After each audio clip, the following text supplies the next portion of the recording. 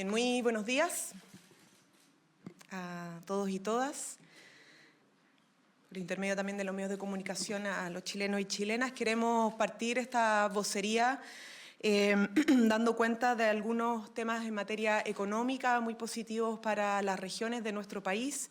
Ustedes saben que cuando asumimos como gobierno, el 11 de marzo del 2021 quisimos no solamente empujar cambios profundos en nuestro país, sino que también contribuir a normalizar la situación económica, social y política de Chile, estabilizar la economía de nuestro país y poder también volver a crecer.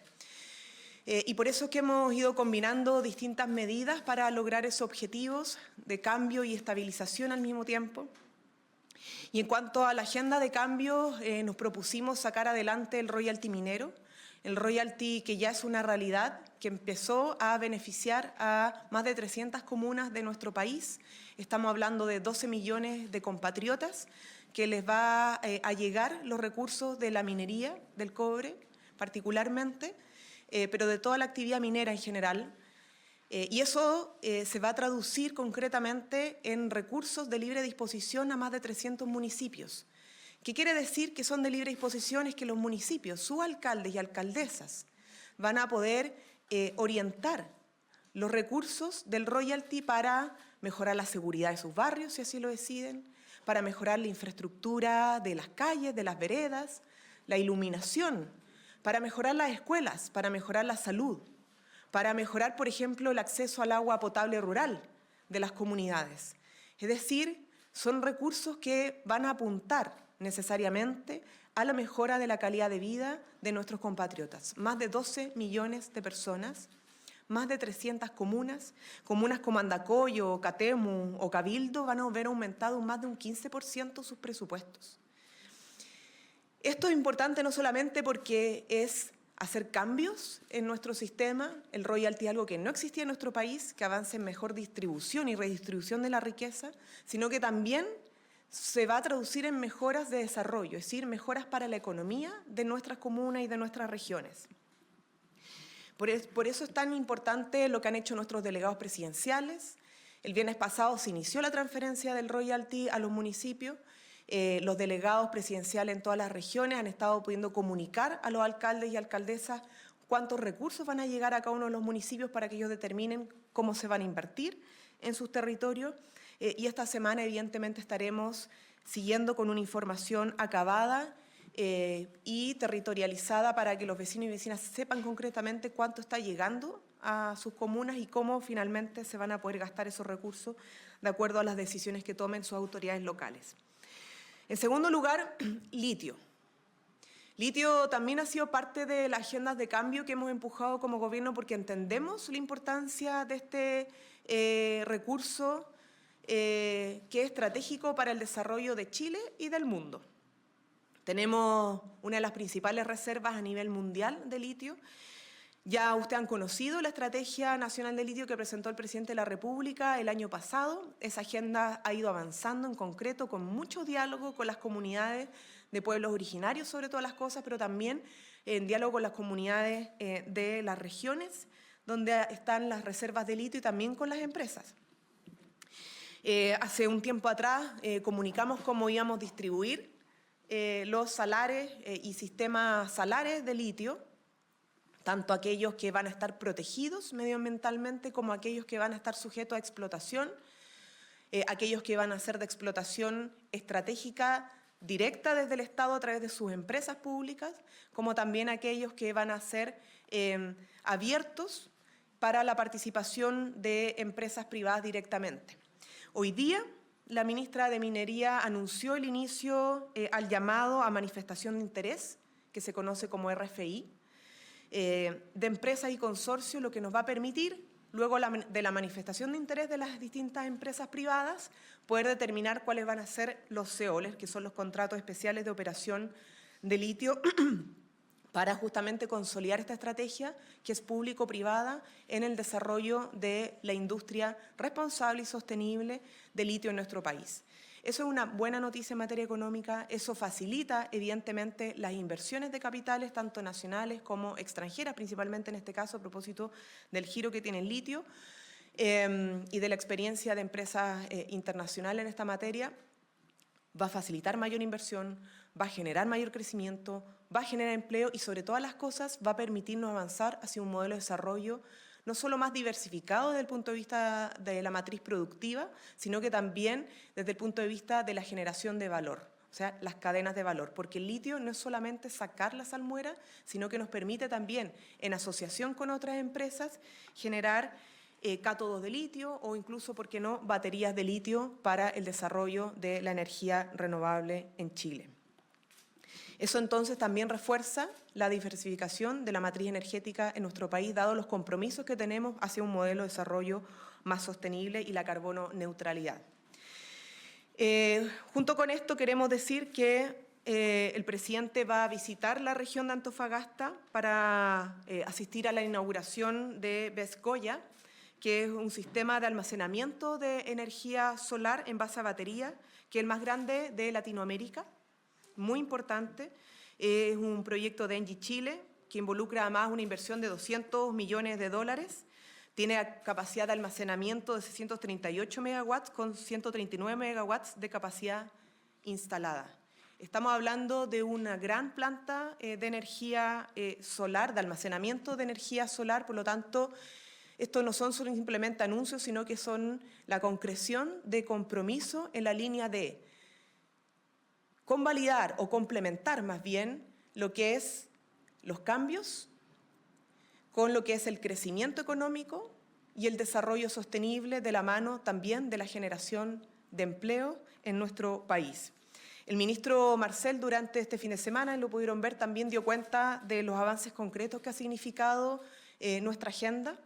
La estabilización de la economía ha significado pasar de 14 puntos de inflación a 4 puntos en un poquito más de un año. Hemos logrado recuperar los fondos soberanos, hemos logrado generar empleos en estos 2 años de gobierno y vamos a seguir en esa senda hacia adelante. Por otro lado, ustedes han podido ver, a propósito de los casos policiales, los casos asociados a seguridad, que sigue siendo una principal preocupación en nuestro país y de nuestro gobierno, que frente al delito, frente al crimen organizado, las instituciones están operando y están trabajando. Y yo quiero destacar, como gobierno, el avance en el caso Hermosilla. Tenemos a los hermanos Sauer que están siendo obviamente sujetos de medidas cautelares por la investigación que está avanzando. Tenemos identificado a gran parte de los responsables, estos criminales, delincuentes que asesinaron a Emanuel. Compartimos con su familia en el responso el día viernes. Y frente a estos lamentables casos que hemos tenido que conocer, la buena noticia es que las instituciones están funcionando. Porque como lo ha dicho el presidente de la República, Gabriel Boric, no vamos a permitir la impunidad. A veces puede demorarse un poco más la justicia, pero esta tiene que llegar. Y está dando cuenta tanto el trabajo de nuestras policías, de la Fiscalía, el Ministerio Público y de distintas instituciones coordinadas, de que no estamos permitiendo la impunidad y que los casos avanzan en investigación, en medidas cautelares, detenciones preventivas, o arresto domiciliario, o sea, cual sea la medida cautelar, pero está avanzando la justicia.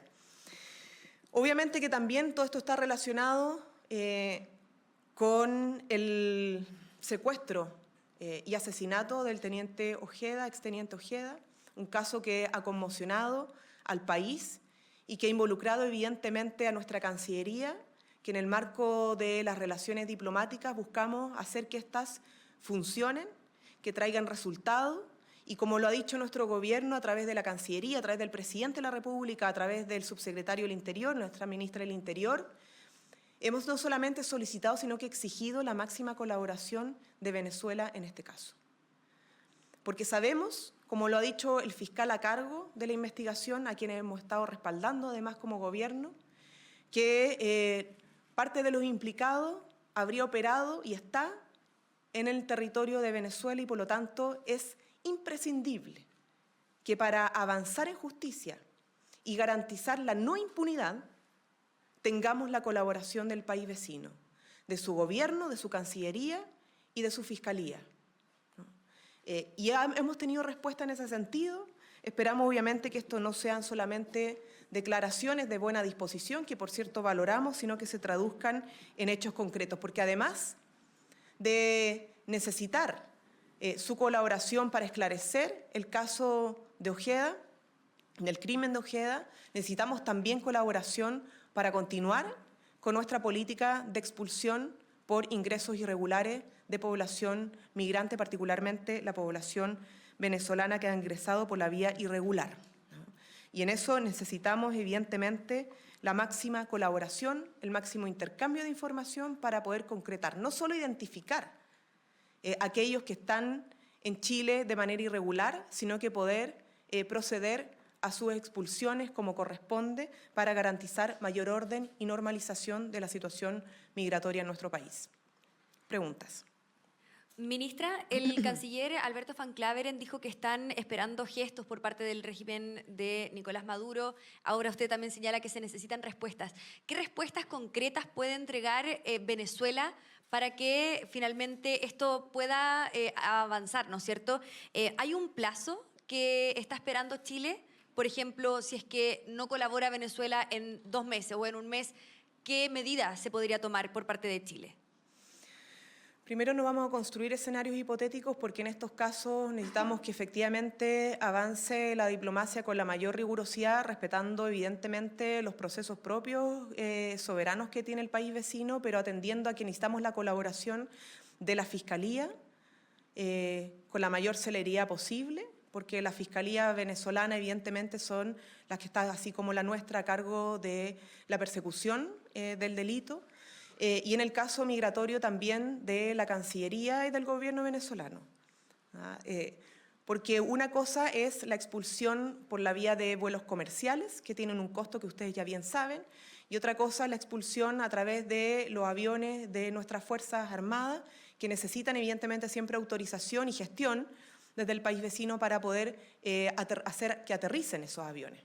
Porque cuando uno procede a una expulsión no solamente detener, hacer los trámites legales, administrativos para estas personas migrantes, sino que es subirle un avión y asegurar que el avión llegue a algún territorio, y en este caso el territorio venezolano. Por lo tanto, la colaboración la esperamos obviamente con la máxima celeridad que sea posible para continuar con nuestra agenda de no impunidad y de garantizar la expulsión de la población que ha ingresado de manera irregular a nuestro país. Así que en eso estamos. Y esperamos, obviamente, como lo ha dicho el canciller, la canciller también subrogante, que esto se traduzca en hechos concretos lo antes posible. El resto, bueno, vamos a ir monitoreando y evaluando, pero todavía es muy pronto para determinar o evaluar el resultado de este llamado, porque estamos en ese proceso, ¿no?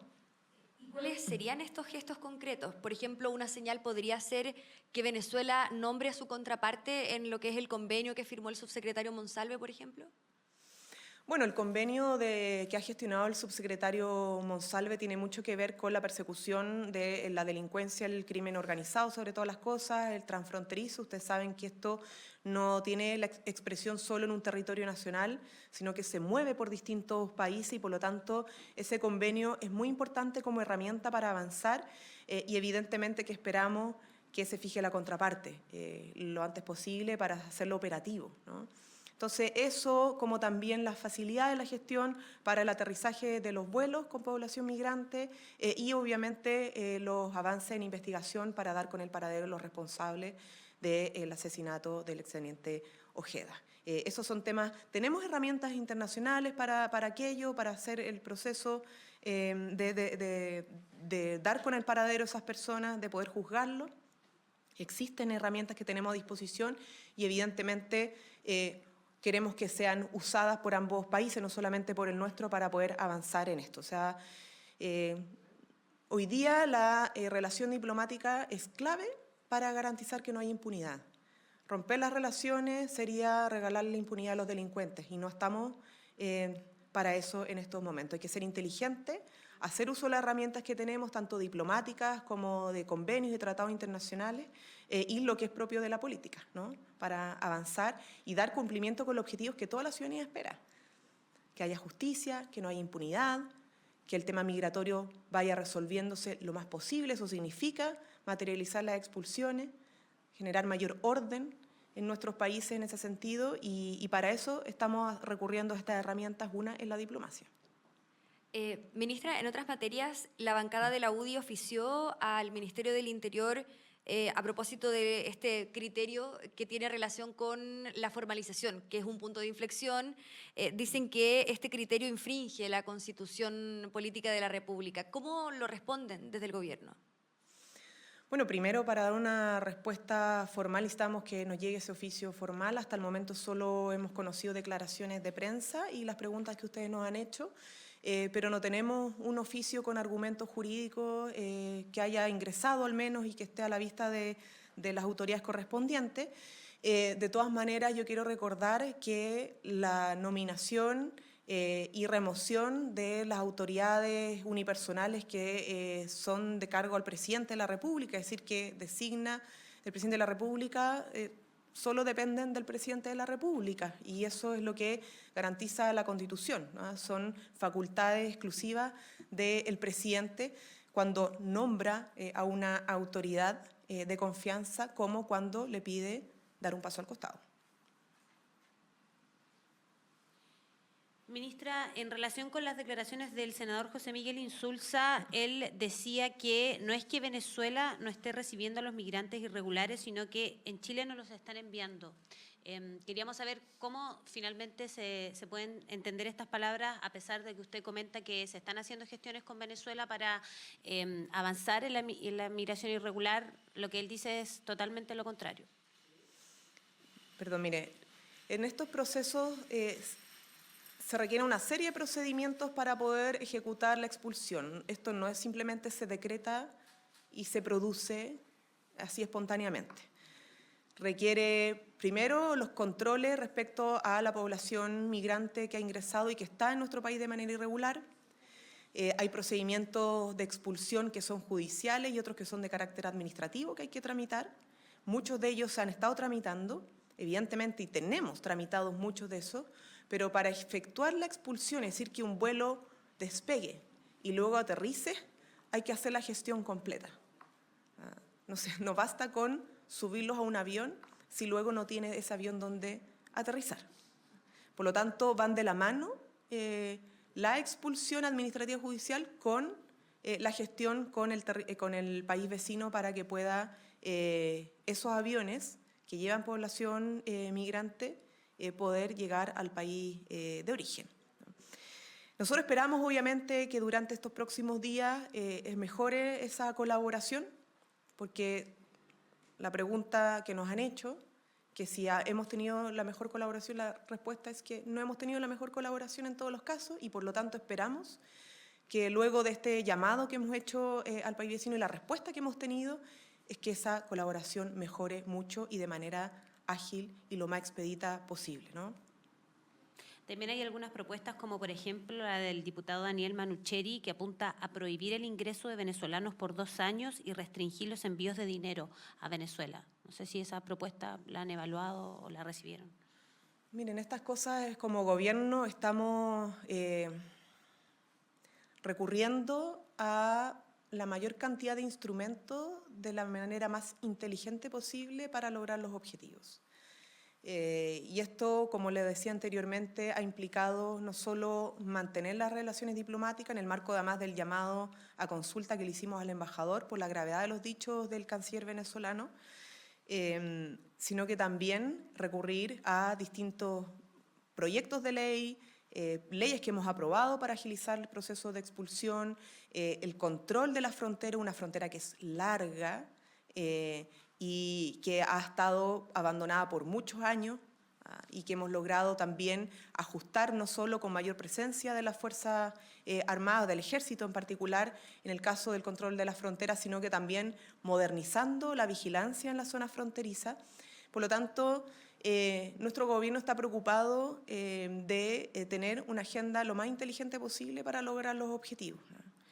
Sabemos que hay preocupación, dado estos casos, de poder tener iniciativa por parte de parlamentarios, de ir un poco más allá, pero aquí requerimos que la evaluación de todas las propuestas y las herramientas sean propuestas que logren los efectos deseados, que es realmente generar un control, que es realmente hacer más eficiente el proceso de expulsión, tanto administrativa como judicial, y en eso hemos estado trabajando como gobierno. ¿Cómo está, ministra? Buen día. Buen día. Ministra, hoy es una jornada clave por la definición que se dará sobre la presidencia de la Cámara de Diputados y el gobierno hizo numerosos llamados a respetar el acuerdo. En el Congreso el ministro Elizalde agotó todos los canales de diálogo con votos que estaban indecisos. Le quería consultar, considerando todos esos esfuerzos del Ejecutivo, ¿sería un fracaso que la testera quedara a cargo de la oposición? Sería un fracaso de la política en sí misma, ¿no? En esto tenemos una línea muy clara que le hemos dicho desde un principio como Ejecutivo. Independientemente del color político de quien le toque presidir la Cámara de Diputados o el Senado, lo importante es que los acuerdos que originan esas conducciones o esas posibles conducciones sean respetados. Si eso es lo que se requiere en la política. Entonces, cuando los acuerdos no se cumplen, cuando la palabra empeñada no se respeta, el daño que se hace más que nada es al ejercicio y la legitimidad del ejercicio de la política. Entonces, ese es el problema mayor. Nosotros, bueno, entendemos que en esto el Congreso y los parlamentarios tienen autonomía, son un poder distinto al poder ejecutivo y por lo tanto ellos son los que tendrán que discutir, resolver y luego proceder a votar quién va a componer la mesa de la Cámara. Pero el trasfondo que tiene esto es si es que cumplen o no con sus compromisos. Ni más ni menos. Eso es lo que esperamos como gobierno y que creemos que también la ciudadanía espera frente a este caso, frente a otros. Que cuando los políticos, los partidos, los parlamentarios se ponen de acuerdo, suscriben acuerdos, estos se cumplan. Y en eso esperamos que también los acuerdos que alcancemos en materia de pensiones, que esperamos que se alcancen prontamente porque ha costado, también se puedan cumplir, porque uno de los temas más sensibles hoy día es qué vamos a hacer con nuestros pensionados y pensionadas que todavía siguen teniendo y recibiendo pensiones muy bajas para sobrellevar el día a día en sus hogares.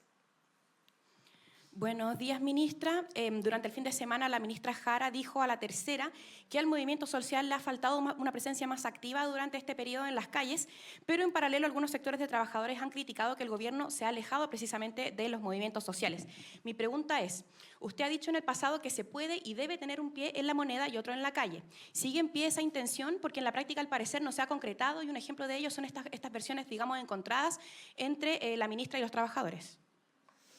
Bueno, en el ejercicio de la política en general y particularmente de lo que respecta a gobernar o legislar de una autoridad, sea de gobierno, parlamentaria u otra, es que no se haga solo dentro de las cuatro paredes de una oficina o dentro de un palacio.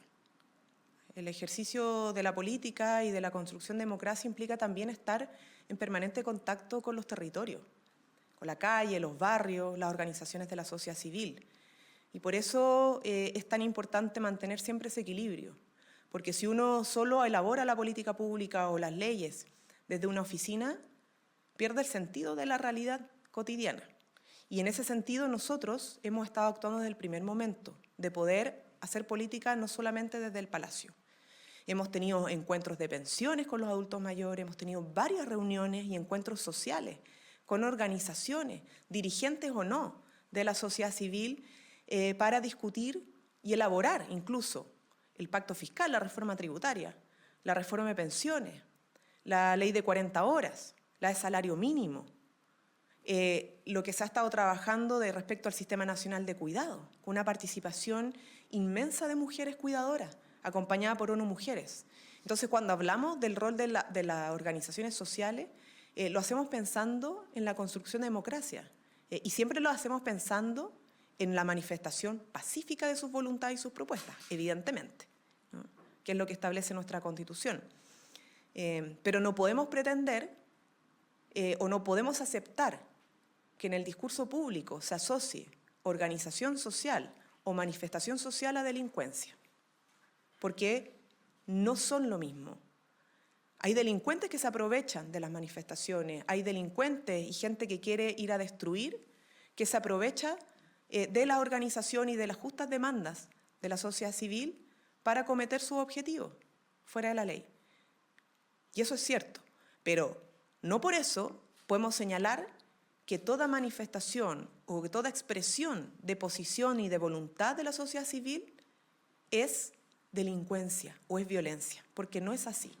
Entonces, sí nosotros manifestamos y somos de una línea en este sentido, desde el primer momento, porque muchos que componen el gobierno, partiendo por el presidente de la República, viene de la organización social, viene del movimiento social. Entendemos perfectamente el rol que tienen las organizaciones de la sociedad civil, el rol que tiene la ciudadanía para empujar cambios que son a beneficio del pueblo, de la gente y de nuestro país. Así que vamos a seguir trabajando en esa línea, estando en la oficina, en el Palacio, en el Congreso, pero también estando con las organizaciones sociales y siempre escuchando, evidentemente, las críticas que se puedan hacer de manera respetuosa al respecto. En ese sentido, ministra, ¿cómo toman desde el gobierno las palabras de Juan Andrés Lagos en un programa por YouTube? Reivindicó el octubrismo, lo definió como el pueblo en las calles. ¿Son compatibles con el cargo que tiene él como asesor del Ministerio del Interior, este emplazamiento que hace? Y además quería saber si para el gobierno efectivamente la forma de solucionar los problemas es con la movilización social. No, y tampoco quiero estar respondiendo a cosas que salen por la prensa y en un diálogo por la prensa. Lo que yo quiero dejar muy claro es cuál es la posición del gobierno desde el primer momento respecto al rol de las organizaciones sociales. Y lo ha dicho el presidente, esto no es algo que diga simplemente yo ahora, lo ha dicho el presidente en varias oportunidades. Quienes pretenden hacer que las movilizaciones de octubre fueron solo una catarsis de violencia y de destrucción, están desconociendo las demandas que subyacieron, muchas de ellas, por parte de la sociedad civil y que reflejan un malestar que todavía no está 100% resuelto. Uno de ellos son las bajas pensiones. Está bien que uno o los sectores políticos y todos condenemos la violencia, la delincuencia, los desmanes, pero otra cosa muy distinta es que a propósito de esa condena tratemos de invisibilizar por completo un malestar social que todavía está presente y del cual tenemos que hacernos cargo. Si lo invisibilizamos, lo que estamos haciendo es negar una realidad y por lo tanto negarnos también a resolver esa realidad. Y lo que necesitamos hoy día del gobierno, de nuestro gobierno y del Parlamento, es que no haya negación a resolver ese problema, sino que haya soluciones, haya capacidad de respuestas. Pensiones, temas relacionados con la educación, temas relacionados con la redistribución de la riqueza. Es decir, si queremos, por ejemplo, que haya más policía en las calles, que estén haciendo mayor control de identidad, por ejemplo, bueno, ¿cómo financiamos eso? Tenemos un proyecto que necesitamos presentar cuanto antes por parte del gobierno, que es liberar a carabineros de la función administrativa para que puedan dedicarse a estar en la calle, pero ese proyecto, para poder presentarlo y que sea una realidad, requiere recursos. ¿Y esos recursos saben dónde están? En el pacto fiscal. El mismo que algunos se niegan, así como niegan la realidad del malestar y descontento, se niegan a legislar en el Congreso Nacional. Lo mismo con las pensiones. Para aumentar la PGU, para mejorar la retribución respecto a años cotizados por parte de los trabajadores, se requieren recursos. ¿Dónde están esos recursos? En el pacto fiscal, en la reforma de pensiones.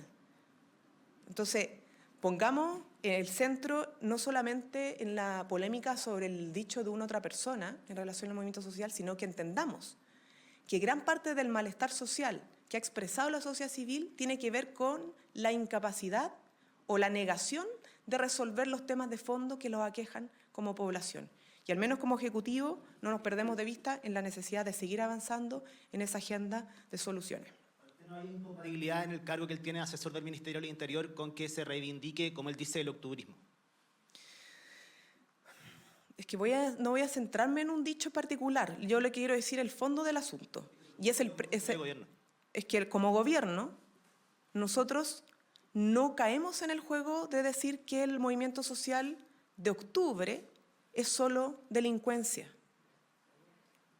Eso estamos diciendo, porque hay demandas subyacentes, que son demandas sociales, que siguen estando presentes en nuestra sociedad y que tenemos que resolver. Para eso estamos acá, para resolver el problema de las pensiones, por las cuales se movilizaron adultos mayores, adultas mayores y que todavía se siguen movilizando. Para resolver el problema de la distribución de la riqueza, para resolver el problema del empleo, para seguir resolviendo el problema de la seguridad. Entonces, aquí hay una sola posición de gobierno en este sentido, que es que la movilización social y la organización social que se expresa pacíficamente, hay que atenderla, hay que escucharla, hay que hacerse cargo de lo que está planteando. Y eso es parte del deber de quienes estamos en política, sea que estemos en el gobierno o que en el Parlamento. ¿Ya? Bueno, muchas gracias. Gobierno de Chile. Chile avanza contigo.